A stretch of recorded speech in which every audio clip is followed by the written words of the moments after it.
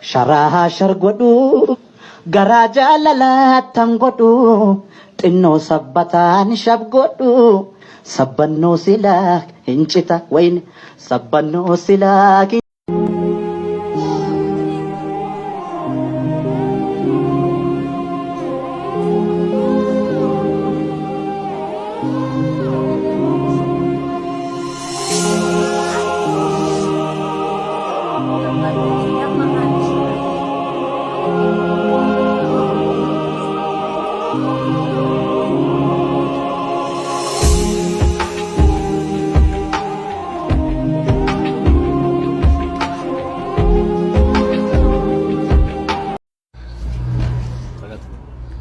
Sayyinur zeni galagalo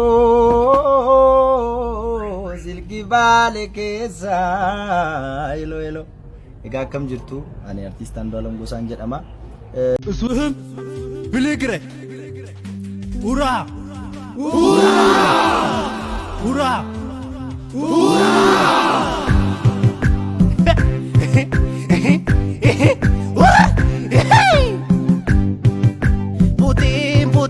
Putin Bilhan men Putin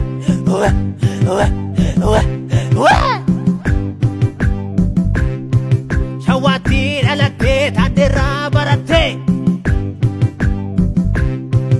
Oromo lengite enyut bate bada dante tinge ada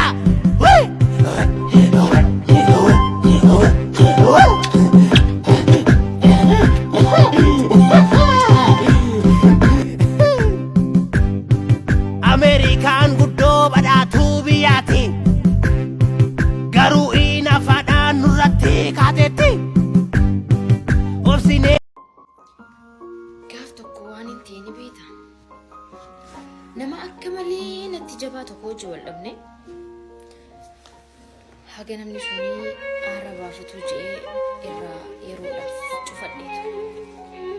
tura keessa dhufee maal naan jee beeta hagana hunda garaa jabaattaa naan jee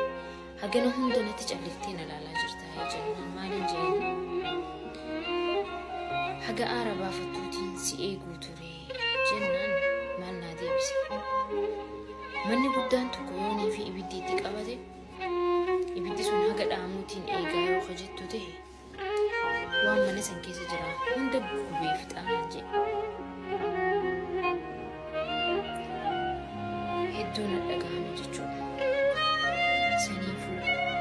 bunni oowwaan yoo qabbanaa isaa qabbanaa dhuguu hin dandeessu shaayii oowwatu yoo qabbanooti ishii qabbanooti dhuguu hin dandeessu saniifuu nama waliin muufattee saahibas tahee nama jaalattus tahee faamilii teetis tahee yoo waliin muufattee jiraattu taate yeroo tantee osoo hin kunne dhiifama gaafadhu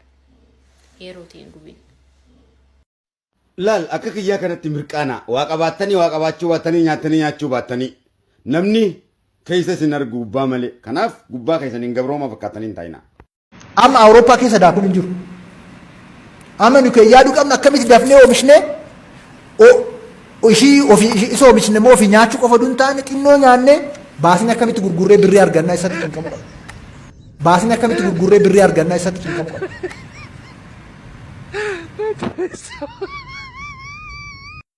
Amma Awurooppaa keessa daakuun hin jiru. Amma nuyi yaaduu qabna akkamitti dafnee oomishne